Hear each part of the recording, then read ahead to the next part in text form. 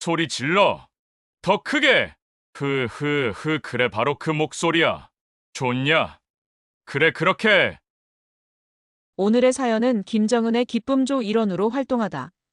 그의 혐오스러운 모습을 직접 겪고 탈북하여 대한민국의 품으로 오신 분의 이야기입니다. 그녀는 한때 김정은의 최측근이라 불릴 만큼 그의 총애를 받았다고 하는데요. 하지만 그의 변태적 성향을 견디지 못한 그녀는 결국 살기 위해 탈북했다고 합니다. 그녀가 들려주는 북한 상류층과 김정은의 변태적 취향과 기쁨조의 고충을 지금 바로 들려드리겠습니다. 그 전에 잠깐만요. 지금 어디서 듣고 계신가요? 구독과 좋아요 미리 눌러주시면 건강하고 행복한 기운 듬뿍 받으실 거예요. 그럼 지금 본편 바로 시작하겠습니다. 저는 리하나입니다. 함경북도 회령에서 태어나 자랐어요. 가난했지만 웃음이 끊이지 않던 집이었죠. 어머니는 말수가 적으셨지만 제가 노래 부르는 걸 좋아하셨어요. 하나야, 너는 목소리가 특별하다. 그렇게 말씀하시며 등을 토닥여 주시곤 했습니다. 2018년 가을 학교 음악회가 열렸어요. 저는 전통 민요를 불렀습니다. 무대 위에서만큼은 자신감이 넘쳤어요. 그런데 그날 평양에서 온 간부들이 앞자리에 앉아 있었어요. 제 노래가 끝나자 박수가 터져 나왔습니다. 선생님이 흥분해서 말씀하셨어요. 그 아이의 목소리는 전통의 선율이야. 공연이 끝난 후 간부 한 명이 다가왔어요. 단번에 평양행이다. 그 말을 듣는 순간 가슴이 두근거렸습니다. 평양이라니. 꿈만 같았어요. 하지만 어머니의 표정은 어두워졌어요. 집으로 돌아오는 길에 어머니가 제 손을 꽉 잡으셨어요. 하나야, 그곳에선 눈으로 듣고 귀로 봐라. 무슨 뜻인지 몰랐어요. 하지만 어머니의 목소리가 떨리고 있다는 걸 느꼈습니다. 일주일 후 예술단 발탁 통보가 왔어요. 국가에서 선택받은 영광이라고 했지만 우리 집 분위기는 장례식 같았어요. 어머니는 송편을 만들어주시며 눈물을 훔치셨습니다. 다시는 못 본다는 생각, 내 앞에서 못하겠다. 어머니의 마지막 말이었어요. 그때는 그냥 이별이 아쉬워서 우시는 줄 알았습니다. 금빛 열차를 타고 평양으로 향하면서 창밖의 풍경을 바라봤어요. 처음 보는 화려한 도시의 불빛들이 보였습니다. 우리에겐 없는 것들로 가득한 도시구나. 그런 생각이 들었어요. 하지만 뭔가 이상했어요. 같은 차량에 탄 다른 소녀들의 표정이 너무 어두웠거든요. 특히 제 옆자리에 앉은 언니는 계속 무표정이었어요. 웃지 마. 지금은 안 웃어. 그 언니가 작게 속삭였어요. 서윤 언니였습니다. 왜요? 그냥. 양강로 호텔에 도착했을 때 평양의 밤 풍경에 숨이 멎을 뻔했어요. 이런 화려함을 본 적이 없었거든요. 하지만 동시에 알 수 없는 위화감이 들었습니다. 여기가 내가 살게 될 곳이구나. 그렇게 생각하며 잠들었어요. 아직은 제가 얼마나 순진했는지 모른 채로요. 다음 날 아침 군대식 기상나팔 소리에 잠에서 깼어요. 예술단 기숙사는 생각했던 것과 완전히 달랐습니다. 차갑고 삭막한 콘크리트 건물이었어요. 첫 번째 훈련이 시작됐어요. 언어 교육, 무용, 그리고 이상한 교육들이 있었습니다. 손님 접대법이라는 과목도 있었어요. 뭔가 불편했지만 질문할 수 없는 분위기였습니다. 서윤 언니가 저를 따로 불렀어요. 하나야, 여기서는 시키는 대로만 해. 언니의 얼굴에는 깊은 상처가 있었어요. 질문하지 마, 저항하지도 마. 언니, 무슨 일이에요? 제가 물었지만 언니는 고개만 저었습니다. 그리고 작은 공책을 보여줬어요. 매일 날짜를 적고 있는 일기장이었어요. 한 달이 지났을 때 그분이 오셨어요. 김정은이었습니다. 예술단 전체가 긴장하는 게 느껴졌어요. 공연이 끝나고 얼마 지나지 않아 그날 밤이 왔습니다. 새하얀 봉투에 담긴 차가운 전가를 전달받게 된 날이었어요. 오늘 밤 특각 오라. 그 순간 제 심장이 얼어붙는 것 같았어요. 선배들의 얼굴이 하얗게 질렸어요. 누군가는 고개를 돌려 눈물을 훔쳤습니다. 특각. 그래, 그날 밤은 아직도 생각하기 싫은 악몽이에요. 긴장된 마음으로 문을 열고 그분 앞에 섰을 때 그 기분은 지금 생각해도 소름이 끼칩니다. 김정은은 저를 바라보더니 천천히 자신의 옷을 벗기 시작했어요. 저는 당황했죠. 제가 얼어붙은 채로 멍하니 쳐다보자 김정은이 제 뺨을 후려쳤어요. 웃어. 김정은의 낮은 목소리가 방 안에 울려 퍼졌어요. 저는 그제서야 허겁지겁 옷을 벗기 시작했습니다. 제가 옷을 벗자 김정은은 만족스러워 하더군요. 역시 내가 제대로 봤어. 그러더니 저에게 다가와 제 가슴을 만지기 시작했습니다. 자세가 불편한지 침대에 가서 누우라고 하더군요. 심지어 침대까지 기어서 가라고 했습니다. 제가 덜덜 떨면서 침대에 기어가자 김정은은 뒤에서 미소를 지으며 천천히 따라오더니 저를 뒤에서 껴안았어요. 아랫도리에 무언가가 닿는 것이 느껴지자 제 얼굴이 빨개지고 말았죠. 너무나도 수치스러웠어요. 이후 김정은은 저에게 입을 맞추기 시작했어요. 저는 너무 놀라 눈물을 흘리고 말았죠. 그렇게 그의 입술이 제 몸을 훑기 시작했고 저는 결국 저도 모르게 소리를 내고 말았어요. 그러자 김정은은 웃으며 말하더군요. 역시 청아한 목소리야, 계속해. 그 말에 오히려 소리를 내지 않으려 했지만 그럴수록 김정은은 더욱더 거칠어졌어요. 결국 저는 참지 못하고 소리를 계속해서 내고 말았어요. 김정은은 더욱 더 만족스러워했습니다. 배가 빠질 것 같이 아파서 내는 소리였지만 김정은은 그 소리를 즐기고 있었어요. 저는 그저 그의 인형일 뿐이었던 것이죠. 그날 밤은 제 존엄이, 제 전부가 산산조각 나던 밤이었습니다. 하지만 이게 끝이 아니었어요. 그 후로도 그런 일들은 계속해서 이어졌습니다. 한 번, 두 번, 횟수를 셀수록 제 영혼은 조금씩 죽어갔어요. 그때 서윤 언니와 더 가까워졌습니다. 언니는 저를 보며 따뜻하게 미소 지어 주었어요.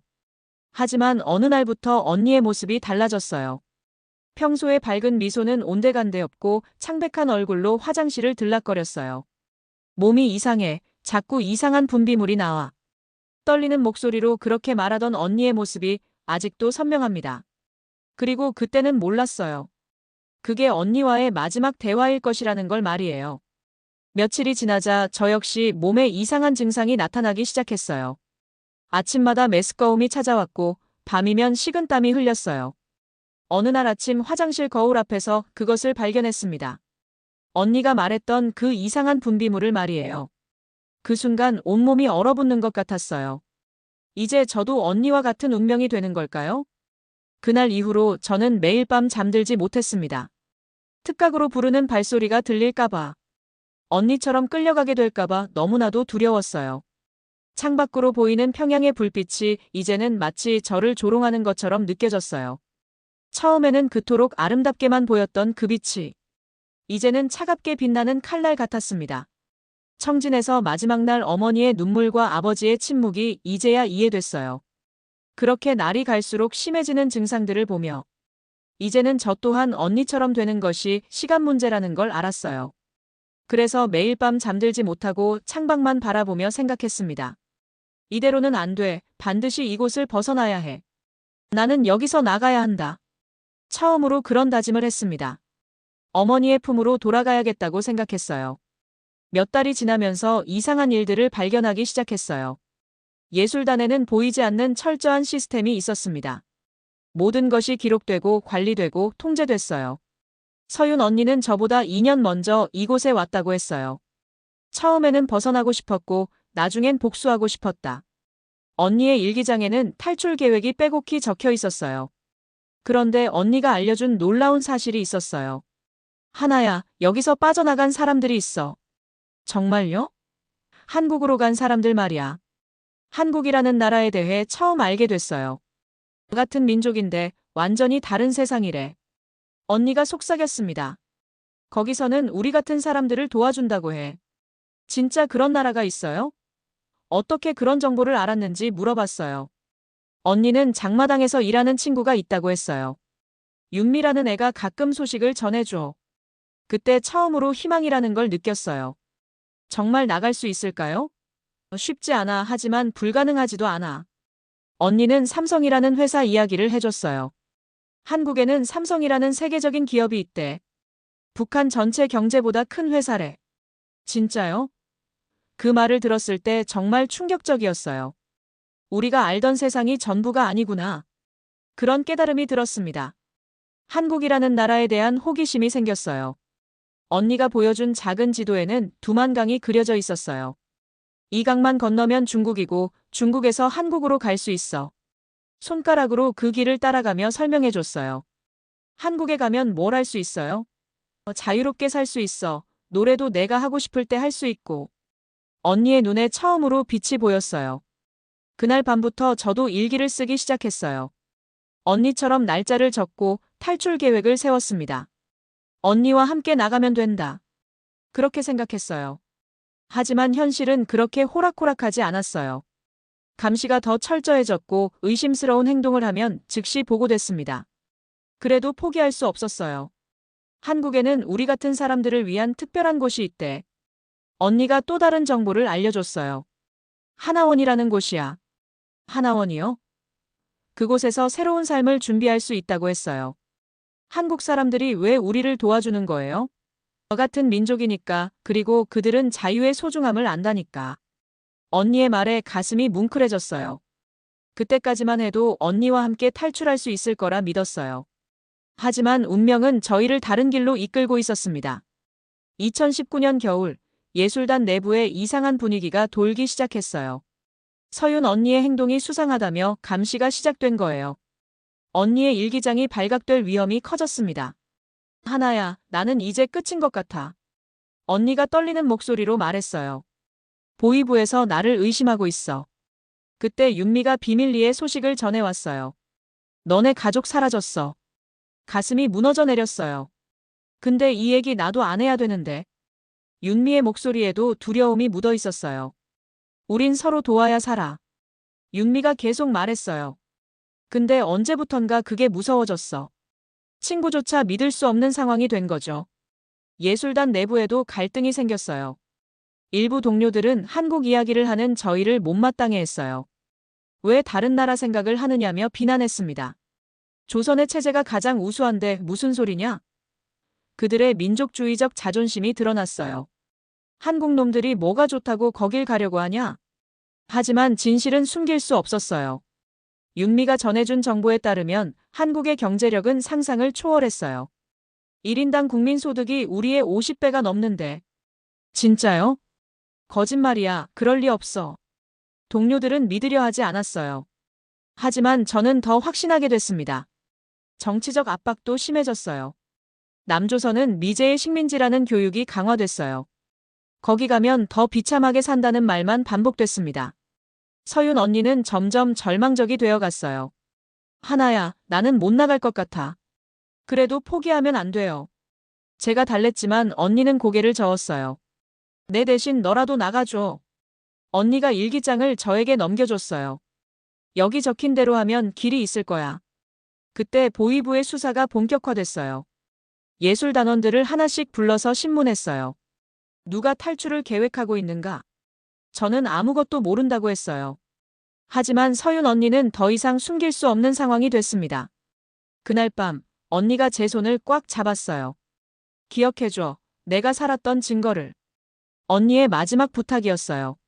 한국에 가면 내 이야기도 해줘. 다음 날 아침, 언니는 사라졌어요. 대동강에서 시체가 발견됐다는 소식이 들려왔습니다. 자살로 위장된 타살이었어요. 그때 깨달았어요. 이곳에서는 꿈꾸는 것조차 죄가 된다는 걸. 하지만 동시에 더 강한 의지가 생겼습니다. 언니의 목까지 살아야겠다. 서윤 언니가 남긴 일기장에서 중요한 쪽지를 발견했어요. 정준석, 청진 장마당 3번 게이트 그리고 작은 글씨로 생명의 달이라고 적혀 있었어요. 허위 서류를 만들어 청진 외출 허가를 받았어요. 예술단에서 나온다는 게 얼마나 위험한지 알면서도 갈 수밖에 없었어요. 언니의 마지막 선물을 받으러 가야 했거든요. 청진에 도착해서 집을 찾아갔어요. 하지만 집은 이미 폐허가 되어 있었어요. 이웃들도 모두 사라진 상태였습니다. 부모님은 어디로 가신 걸까? 막막했지만 포기할 수 없었어요. 장마당으로 향했습니다. 3번 게이트 근처에서 윤미를 만났어요. 하나야, 정말 왔구나. 윤미가 저를 데리고 어떤 남자에게 갔어요. 나도 가고 싶어. 근데 난 너무 겁나. 윤미가 속삭였어요. 정준석입니다. 56세 정도로 보이는 건장한 남자였어요. 서윤이가 너 이야기를 많이 했어. 정준석 씨는 전직 국경경비대 출신이었어요. 나도 너희 같은 아이를 지켜주지 못한 적이 있어. 그의 눈에는 깊은 후회가 있었어요. 한국으로 가고 싶어요. 제가 간절히 말했어요. 위험하다 하지만 불가능하지는 않아. 그때 정준석 씨가 놀라운 이야기를 해줬어요. 한국에는 하나원이라는 곳이 있어. 탈북민들을 위한 특별한 교육기관이야. 정말요? 3개월간 무료로 교육받고 정착금도 줘. 그 말을 들었을 때 눈물이 났어요. 왜 그렇게 도와주는 거예요? 너 같은 민족이니까. 정준석 씨가 말했어요. 그리고 한국 사람들은 자유의 소중함을 알거든. 내가 도망쳤던 그날, 지금도 후회한다. 그가 과거 이야기를 해줬어요. 탈북하려던 가족을 막지 못했어. 다 죽었지. 이번에는 달라. 그의 결의에 찬 목소리였어요. 넌 반드시 살려보내겠다. 정준석 씨는 한국의 탈북민 지원 시스템에 대해 자세히 설명해줬어요. 의료비도 무료고 직업 교육도 받을 수 있어. 심지어 대학교 학비도 지원해준다고 해. 그런 나라가 정말 있나요? 당장의 이익보다 사람을 우선시하는 나라야. 정준석 씨의 말에 더욱 감동받았어요. 한국 정부는 탈북민 한 명당 1억 원 이상을 투자한대. 왜요? 생명은 돈으로 살 수 없는 것이니까. 그날 밤 정준석 씨가 실제 탈북 성공 사례를 들려줬어요. 작년에 임신한 여자를 도와줬어. 한국에서 아이를 낳고 지금 행복하게 살고 있어. 한국 의료진들이 밤새워 수술했다고 해. 탈북민이라고 차별하지 않고 최선을 다했어. 그 이야기를 들으며 울컥했어요. 우리는 다 죽었는데 죽은 줄도 몰랐던 거야. 제가 중얼거렸어요. 이제 알았으니까 살아야지. 정준석 씨가 격려해줬어요. 윤미가 마지막에 말했어요. 내가 가면 나 여기서 매일 기도할게. 그 말에 더욱 고마웠어요. 그때 처음으로 진짜 희망을 느꼈어요. 언니의 죽음이 헛되지 않을 거라는 확신이 들었습니다. 한국이라는 나라가 정말 우리를 기다리고 있구나. 탈출 준비를 하던 중에 예상치 못한 일이 벌어졌어요. 북한 당국이 한국의 탈북민 지원 시스템을 해킹하려 한다는 소식을 들었어요. 정준석 씨가 긴급히 저를 불렀어요. 하나야, 큰 문제가 생겼어. 무슨 일이에요? 북한이 한국의 하나원 시스템을 공격하려고 해. 보위부에서 컴퓨터 전문가들을 동원했다고 했어요. 탈북민들의 개인정보를 빼내려는 시도였어요. 성공하면 한국에 있는 탈북민들이 위험해져. 그런데 며칠 후 놀라운 소식이 들려왔어요. 해킹 시도가 모두 실패했다는 거예요. 진짜요? 한국의 보안 시스템이 자동으로 막아냈어. 정준석 씨가 자세한 내용을 알아왔어요. 삼성과 LG에서 만든 보안 기술이래. 북한의 해킹 수준으로는 뚫을 수 없는 벽이야. 정말요? 한국의 사이버 보안 기술은 세계 최고 수준이야. 미국도 한국 기술을 인정할 정도라고 해. 더 놀라운 건 방어뿐만 아니라 역추적도 했다는 거예요. 한국 정부가 북한의 해킹 시도 위치까지 파악했어. 어떻게 그런 게 가능해요? 인공지능 기술이야. 정준석 씨가 설명해줬어요. 실시간으로 공격을 분석하고 자동으로 대응하는 시스템. 그때 깨달았어요. 한국이 단순히 경제만 발달한 게 아니라는 걸. 기술력도 이렇게 뛰어나구나. 한국은 북한과 70년간 대치하면서 보안 기술이 발달했어. 이제는 세계에서 가장 안전한 나라 중 하나야. 정준석 씨의 말에 더욱 확신이 생겼어요. 윤미가 또 다른 정보를 가져왔어요. 한국에서는 탈북민 정보를 블록체인으로 보호한대. 블록체인이 뭐예요? 해킹이 불가능한 기술이야. 한국 정부가 탈북민들의 안전을 위해 최첨단 기술을 쓰고 있어. 그 말을 들으며 감동받았어요. 우리 한 명 한 명을 그렇게 소중히 여긴다는 거잖아요. 해킹 실패 소식이 예술단에도 전해졌어요. 동료들이 충격을 받았습니다. 어떻게 우리 기술로 뚫지 못하지? 그때 정보 담당 간부가 분노했어요. 남조선 놈들이 무슨 수를 썼길래. 하지만 사실은 한국의 기술력이 압도적이었던 거죠. 더 놀라운 건 한국이 역으로 북한 시스템에 메시지를 남겼다는 거예요. 탈북민들의 안전을 위협하지 마라는 경고문이었어요. 기술적으로도 도덕적으로도 한국이 완전히 앞서 있구나. 정준석 씨가 추가 정보를 알려줬어요. 한국은 북한 해킹 시도를 유엔에 보고했어. 국제적으로 북한을 압박하는 거야. 한국이 우리를 그렇게 지켜주는 거예요? 당연하지. 같은 민족이니까. 그리고 인권을 진정으로 중시하는 나라니까. 그날 밤 김정은이 직접 예술단에 왔어요. 분노에 찬 얼굴이었습니다. 남조선 놈들이 감히 우리를 무시하다니. 하지만 저는 오히려 자랑스러웠어요. 한국이 정말 대단한 나라구나. 우리를 지키기 위해 이렇게 노력하고 있어. 그때부터 탈출에 대한 확신이 더욱 강해졌어요. 한국이라는 나라가 기술적으로도 도덕적으로도 믿을 만한 곳이라는 걸 확인했거든요. 이제 정말 갈 때가 됐구나. 2020년 초 북한 당국의 압박이 절정에 달했어요. 한국의 기술력을 인정할 수밖에 없게 되자 다른 방법을 찾기 시작했어요. 남조선과의 모든 접촉을 차단하라는 명령이 내려왔어요. 예술단 내부 감시가 더욱 철저해졌어요. 누구든 남조선 이야기를 하면 즉시 신고하라. 동료들 사이에 불신이 깊어졌습니다. 하지만 윤미를 통해 놀라운 소식이 들려왔어요. 한국에서 북한 인권법을 강화했대. 탈북민 지원 예산을 2배로 늘렸어. 왜 그런 거예요? 북한의 압박이 심해질수록 더 많은 도움이 필요하다고 판단한 거야. 한국의 대응 방식이 정말 인상적이었어요. 정준석 씨가 급히 저를 불렀어요. 하나야, 이제 정말 위험해졌어. 보위부가 너를 의심하기 시작했어. 어떻게 알았어요? 내 정보원이 알려줬어. 이번 주 안에 신문 받을 예정이야. 그때 결심했어요. 지금 아니면 기회가 없겠구나. 언니의 뜻을 이어받아야겠어. 탈출 당일 정준석 씨가 마지막 당부를 했어요. 두만강은 지금 얼어 있어. 조심해서 건너야 해. 한국에 도착하면 뭘 해야 해요? 경찰서나 영사관에 가서 탈북 의사를 밝혀. 그러면 바로 보호받을 수 있어. 그날 밤 두만강으로 향했어요. 군견 소리와 총성이 들렸지만 포기할 수 없었어요. 언니, 저 잘 갈 수 있죠? 얼음 위를 걸으며 발이 얼어붙었어요. 하지만 한국이라는 희망이 저를 이끌었어요. 곧 자유로워질 수 있어. 강 중간쯤에서 얼음이 깨지기 시작했어요. 정말 위험한 순간이었어요. 하지만 정준석 씨의 말이 떠올랐어요. 이번에도 실패하면 나 진짜 끝난다. 그가 과거를 회상하며 했던 말이에요. 하지만 이건 명령이 아니다, 기회다. 마지막 순간, 뒤에서 정준석 씨가 제 등을 밀어줬어요. 가라, 살아서 증명해라. 그의 희생 덕분에 강을 건널 수 있었어요. 중국 땅에 발을 디뎠을 때, 잠시 정적이 흘렀어요. 제 안에서 목소리가 들렸어요. 총소리보다 무서운 건 내 이름을 부르는 사람이 없는 거였다. 이제 저는 자유인이 됐어요. 한국 영사관에 도착했을 때 직원이 따뜻하게 맞아줬어요. 고생 많으셨습니다. 이제 안전합니다.